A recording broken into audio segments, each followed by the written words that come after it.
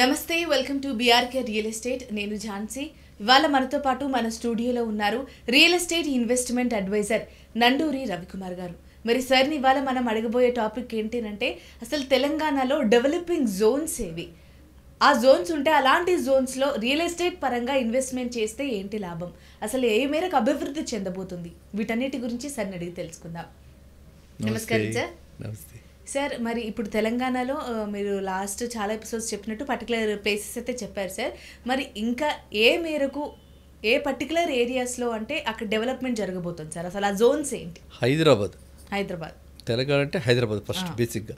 హైదరాబాద్లో మన west side మన వికారాబాద్ ఉంది, చేవెళ్ళ ఉంది, మొయినాబాద్ ఉంది, తర్వాత ఇటు పక్కనకి వస్తే శంకరపల్లి వస్తుంది. సో ఆ జోన్లో మనకి ఎఫర్డబుల్గా పెట్టుబడి పెట్టుకునేందుకు మనకి within our reach, common man reach 15 నుంచి 20,000 మధ్యన గజానికి ఉన్నటువంటి ప్లాట్స్ చాలా ఉన్నాయి ఇక్కడ. దీందుకు ఈ ఏరియాస్లో అంటే మళ్ళీ అక్కడ మనకి శంకరపల్లి దగ్గర చర్లపల్లిలో ఏ విధంగా అయితే రైల్వే టెర్మినస్ వచ్చిందో ఆ విధంగా అక్కడ రైల్వే టెర్మినస్ రాబోతుంది. అది సెంట్రల్ గవర్నమెంట్ ప్రాజెక్ట్. ఒక పక్కన అది, ఇంకొకటి త్రిబుల్-ఆర్ రీజనల్ రింగ్ రోడ్ మనం అనుకుంటూ ఉంటాం కదా, ఈ త్రిబుల్-ఆర్ మధ్యన ఉంటుంది, అది లోపలికి ఉంటుంది. సో ఓఆర్ఆర్కి అవతల, త్రిబుల్-ఆర్కి లోపల ఉన్న ఏరియాస్ వెస్ట్ సైడ్ ఇవి. వీటిలో ఎక్కడైనా సరే ఇన్వెస్ట్ చేసుకుంటే చాలా చక్కగా మనకి ఖచ్చితంగా త్రిబుల్-ఆర్ కనుక రూపుదాలిస్తే, రీజనల్ రింగ్ ట్రైన్ కనుక వచ్చేటట్టయితే వస్తుంది ఖచ్చితంగా. ఎందుకంటే శాంక్షన్ అయిపోయింది కాబట్టి, సెంట్రల్ గవర్నమెంట్ అది ప్రాజెక్ట్ కాబట్టి అది దాన్ని ఎవరు ఆపరు. కిషన్ రెడ్డి గారి పుణ్యమాన్ని మనకి ఆయన పట్టుబట్టి దీన్ని తీసుకొస్తున్నారు. సో అది ఆయన contribution to Telangana. Okay, so కాబట్టి మనకి రీజనల్ రింగ్ ట్రైన్ అది కనుక వస్తే ఈ ఏరియాస్ అన్నిటికీ కనెక్టివిటీ పెరుగుతుంది, అలాగే ఈ ఇన్ఫ్రాస్ట్రక్చర్ కూడా పెరుగుతుంది. అంతే కదా. అది కాబట్టి అదంతా వెస్ట్ సైడ్. మనం ఇప్పుడు ఈస్ట్ సైడ్ చూస్తాం. మనం ఇప్పుడు చెప్పుకుంటూ ఉంటాం గట్కేసరు, యాదాద్రి. మర్చిపోతుంది, ఎప్పుడు చెప్తుంటే యాదాద్రి వెళ్ళారా? అనుమానంగా ఉంది. యాదగిరిగుట్టే కదా సార్? అవును, వెళ్ళాను సార్. అవతల యాదగిరిగుట్ట, తర్వాత స్వర్ణగిరి ఉంది. స్వర్ణగిరి జస్ట్ చూసాను సార్, వెళ్ళాలి, లోపలికి వెళ్ళాలి. స్వర్ణగిరి, యాదాద్రి, ఇవన్నీ మంచి మంచి టెంపుల్స్. మనం ఎక్కడికో తిరుపతికి వెళ్ళి జనాల మధ్య కొట్టుకోలేక మనం ఇంత ప్లాన్ చేసుకోలేకుండా ఉన్నాం, ఇక్కడే కట్టించారు కాబట్టి ఇప్పుడు అక్కడ దాకా వెళ్తుంది. అక్కడ కూడా చాలా బాగా డెవలప్ అవుతుంది. సో ఆ ఏరియాలో అది ఒక పిలిగ్రిమేజ్ సెంటర్ అయిపోయింది. పక్కన పైకి ఎక్కితే ఆయన ఉంటాడు, నరసింహస్వామి, లక్ష్మీ నరసింహస్వామి. మనకందరికీ కూడా ఇలవేల్పు తెలంగాణకి. ఎప్పుడైనా సరే ఎంతోమంది మొక్కుబడులు పెట్టుకుని ఖచ్చితంగా అక్కడికే వెళ్తాం కదా. అలాగే మరి ఓకే, ఇంకా మనకి అనుకుంటే కరీంనగర్ దగ్గర కూడా వేములవాడ అమ్మవారు ఉన్నారు, అక్కడికి కూడా వెళ్తాం, ధర్మపురికి కూడా వెళ్తాం. కానీ మనకి నియరెస్ట్ సిటీకి నియరెస్ట్ పొద్దున్నెళ్ళి సాయంత్రం వచ్చేసేది మాత్రం యాదగిరిగుట్ట. అవునా? సో కాబట్టి అక్కడ దాకా కూడా మనకి ఈ మెట్రో ఫేజ్ 2 కనెక్టివిటీ వెళ్తుంది.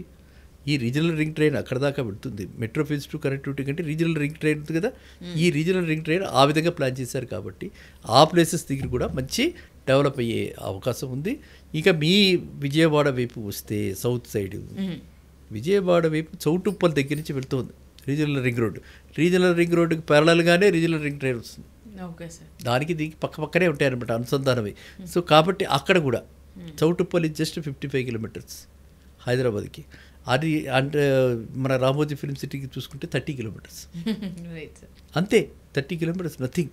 ఎందుకంటే మనకి రాబోయే కాలంలో ఇప్పుడు మీరు విజయవాడ హైవే వెళ్తే మీకు తెలుస్తుంది, అది పెద్ద బ్రాడన్ చేస్తున్నారు. సగం మెట్రో వచ్చినప్పుడు దాన్ని సగం మంది యూటిలైజ్ చేసుకుంటారు. అక్కడి నుంచి అక్కడికి డిస్టెన్స్ అప్పుడు ఎక్కువ అనిపించదు, చాలా పెద్దగా అనిపిస్తుంటుంది. ఏది ఒకసారి మెట్రో ఎక్కడ దాకా వెళ్తుంది? ఫేజ్ 2 హయత్ నగర్ దాటిన తర్వాత ఒక్కసారిగా మనకు పూర్తిగా రోడ్ అంతా కూడా ఫర్ కమ్యూటింగే కదా.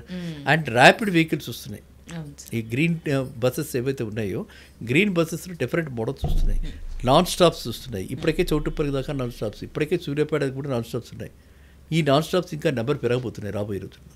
ఈ విధమైనటువంటి వసతులు అంటే ఎప్పుడైతే ర్యాపిడ్గా అంటే వేగంగా పెరిగించేటువంటి బస్సులు, ఈ కొత్త ట్రెండ్ ఏసీ బస్సులు, ఈ అంటే ఎలక్ట్రిక్ బస్సులు ఇలాంటివన్నీ వస్తున్నాయో ఆటోమేటిక్గా మనం చౌటుప్పల్ దాకా డెఫినెట్గా బాగా పెరుగుతుంది. సో చౌటుప్పల్ జంక్షన్గా తీసుకుని అక్కడ మనం ఇన్వెస్ట్ చేస్తే చాలా బాగుంటుంది. ఈ విధంగా మనం మేడ్చల్ దాటుదాం. మేడ్చల్ ఆల్రెడీ చాలా కాస్ట్లీగా ఉంది. మేడ్చల్ దాటి అక్కడ ఇంకా అవతలకి కొడైకెనాల్ అని చెప్పింది, అక్కడ దాకా అక్కడ దాకా బ్రహ్మాండమైన రేట్లు పెరిగే అవకాశం ఉంది. శ్రీశైల హైవే మీద ప్రతిసారి కందుకూరు దాకా మనం చెప్పుకుంటుంటాం. ఈ కందుకూరు కాదు, అవుటర్ రీజనల్ రింగ్ రోడ్ ఎక్కడ దాకా వెళ్తుంది, అవతలకి అమంగల్ దాకా ఉంది. అమంగల్ అంటే ఇక్కడ Kandukur last point for metro phase 2, regional ring train అమంగల్లో ఉంటుంది. ఈ రెండింటికి మధ్యన వాళ్ళు కనెక్టివిటీ వేరే బస్సెస్, అంటే ఇందులో దిగుతారు, దానిలోకి ఎక్కుతారు, రీజనల్ రింగ్ ట్రైన్లో దిగుతారు, మెట్రో ఫేజ్ 2లోకి ఎక్కుతారు అనమాట. ఆ విధమైనటువంటి ప్లాన్స్ తోటి గవర్నమెంట్ వస్తుంది కాబట్టి అంత నెట్వర్కింగ్ అంటే కనెక్టివిటీ ఆ విధంగా ఇంప్రూవ్ చేస్తున్నారు కాబట్టి ఖచ్చితంగా ఈ అన్ని ప్లేసెస్లో ఎక్కడెక్కడైతే రీజనల్ రింగ్ ట్రైన్ పెరుగుతుందో అక్కడ అన్ని ప్లేసెస్లో కూడా డెవలప్మెంట్ బాగా జరుగుతుంది. స్క్వేర్ ఫీట్ ఎంత ఉంది సార్ ఇప్పుడు? అక్కడ కూడా 15,000, ఇంకా 15,000 కూడా దగ్గర 10,000 లోపలే ఉంది. 10,000 లోపలే. శ్రీశైల హైవే అయితే 10,000 లోపలే ఉంది. మన వెస్ట్ సైడ్ కాబట్టి కొంచెం ఎక్కువ రేటు 15,000, అక్కడైతే 10,000 లోపలే ఉంది. ఓకే, సో ఈ విధంగా 10-15,000 లోపల ఇన్ని ప్లేసెస్లో చుట్టూ హైదరాబాద్ చుట్టూ ఉంది. ఇంకా మనం బియాండ్ హైదరాబాద్ వెళ్ళి టైర్ టూర్స్లో వెళ్తే బోల్డ్ ప్లేసెస్ మన ఇందరు చెప్పుకున్నాం, చాలా గత వీడియోలో మనం చెప్పుకోవడం జరిగింది.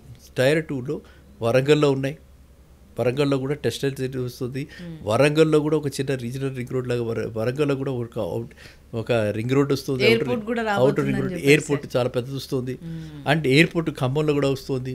అంటే రాబోయే కాలంలో ఎలా అంటే ఈవెన్ అది ఎయిర్ జోన్ అయిపోతుంది అనమాట. అంటే మనకి వింటూ ఉంటాం, మన అమెరికాలో ఒక ప్లేస్ నుంచి ఒక ప్లేస్కి వెళ్ళాలంటే ఫ్లైట్లో వెళ్ళిపోతారు, అదే పరిస్థితి వస్తుంది ఇండియాలో కూడా. సో అందువల్ల మన జిల్లాల్లో కూడా మంచి అంటే అభివృద్ధి బాగా జరుగుతుంది. ఇక్కడైతే మాత్రం క్లియర్ కట్గా మనకి రోడ్ మ్యాప్ క్లియర్గా ఉంది. మనకు ఖచ్చితంగా regional ring train, regional ring road, ఈ ఏరియాస్ ఏ ఏరియాస్ అయితే టచ్ అవుతుందో ఆ ఏరియాస్ అన్నింటిలో కూడా రియల్ ఎస్టేట్ ప్రైసెస్ డెఫినెట్గా ప్రభావితం అవుతాయి, డెఫినెట్గా పెరుగుతాయి. మొత్తంగా అసలు తెలంగాణలో డెవలపింగ్ జోన్స్ ఇప్పుడు మీరు ఏవైతే చెప్పారో మరొకసారి సార్ ఆ ప్లేసెస్. వికారాబాద్ తర్వాత మనకి ఇటువైపు ఏంటి ఈస్ట్ సైడ్ వెళితే మన యాదాద్రి, బట్టి తడపెట్టుకోవాలనిపిస్తుంది. ఓకేనా, యాదాద్రి, అమంగడ్ శ్రీశైల హైవే, షాద్ నగర్, ఓకే, తర్వాత ఇటువైపు గజ్వెల్, ఇలా ఈ మొత్తం ఆ ట్రైన్ టచ్ చేసే ప్లేసెస్ అన్నిటికీ కూడా మంచి ప్రాస్పెక్ట్స్ ఉన్నాయి. ఓకే సార్, మొత్తంగా ఈ మీరు ఇప్పుడు చెప్పిన జోన్స్ ఏవైతే ఉన్నాయో అక్కడ ఏ మేరకు అభివృద్ధి జరగబోతుంది, అక్కడ రియల్ ఎస్టేట్ పరంగా ఇన్వెస్ట్మెంట్ చేస్తే ఎలాంటి లాభం ఉంటుంది అనే దాని గురించి చాలా చక్కటి వివరణ ఇచ్చారు sir. Thank you so much. Thank you. చూసారు కదా, అసలు మామూలుగా ఇప్పుడు సార్ చెప్పిన 5 ప్లేసెస్ ఏవైతే ఉన్నాయో అవన్నీ డెవలపింగ్ జోన్స్ అని సార్ అయితే చెప్తున్నారు. అసలు అక్కడ ఇన్వెస్ట్మెంట్ చేస్తే ఎంత బాగుంటుంది, ఎందుకంటే ఫ్యూచర్లో సార్ చెప్పినట్టుగా ఇన్ఫ్రాస్ట్రక్చర్ రాబోతుంది, రీజనల్ రింగ్ రోడ్ రాబోతుంది, అంటే చాలా సదుపాయాలు పెరగబోతున్నాయి యాక్చువల్గా చెప్పాలంటే మన హైదరాబాద్ లాగా. సో ఎవరికైనా ఈ వీడియో యూస్ఫుల్ అనిపిస్తే వాళ్ళకి షేర్ చేయండి, అలాగే ఈ వీడియోని లైక్ చేయండి, సబ్స్క్రైబ్ చేయండి. నమస్కారం.